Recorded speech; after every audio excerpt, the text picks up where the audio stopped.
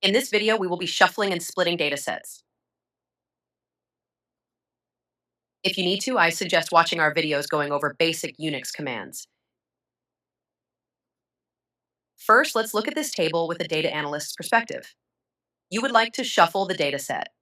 In other words, randomly reorder the data so the model doesn't learn patterns from its original order. Then, you would like to split the data into training and validation data.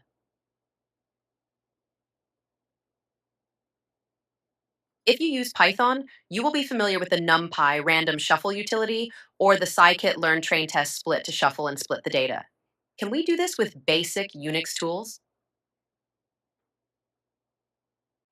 Let's list a few lines from this file to understand its structure.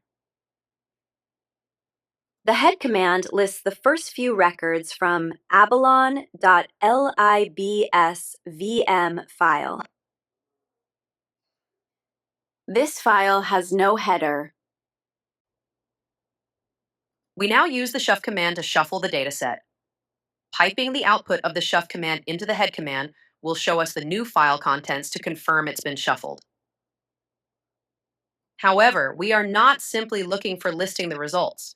We want to store it into a file so we can process it later. For that, we will use the redirection operator shown here and redirect the output into a file, overwriting it actually.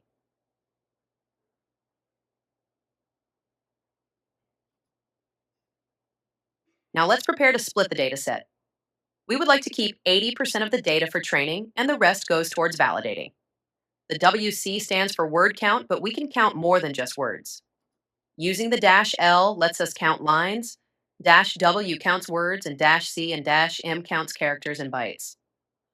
In our example, we are counting the number of rows in the dataset and saving it as the variable total lines. We then use the echo command to display the value from our WC command. We can also use the variable to get how many lines we will use for training and validation data as shown here.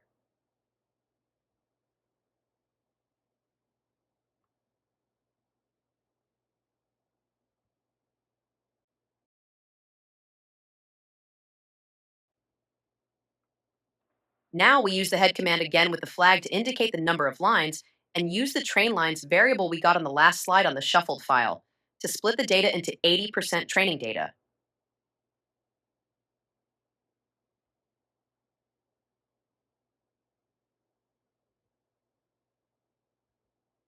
Then we will use the tail command and train lines +1 to get the rest 20% of the lines, and we will redirect the outputs to their respective files.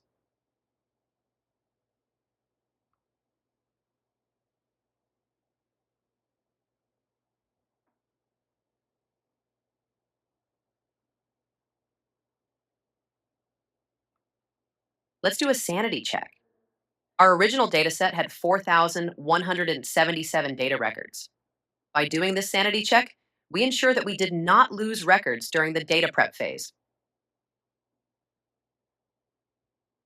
It's important to do sanity checks throughout our analysis to check for missing values, incorrect counts, unexpected ranges, or broken splits before they degrade the model performance.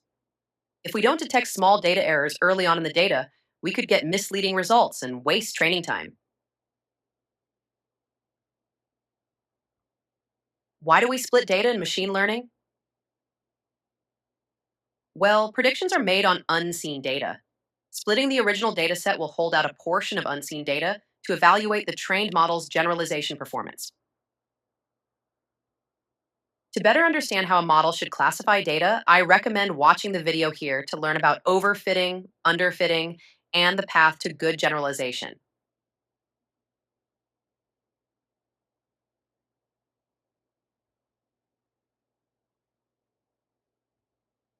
Let's do a quick brain teaser.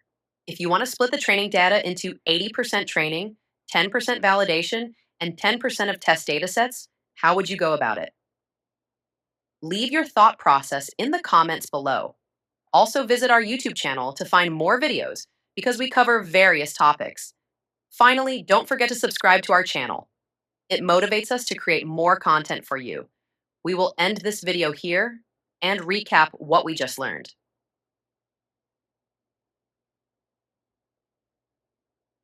With this video, you now know how to quickly shuffle and split a dataset using Unix commands. Now that you've watched this video, check out the resources under our assignment section to download the dataset we have used in this video to practice.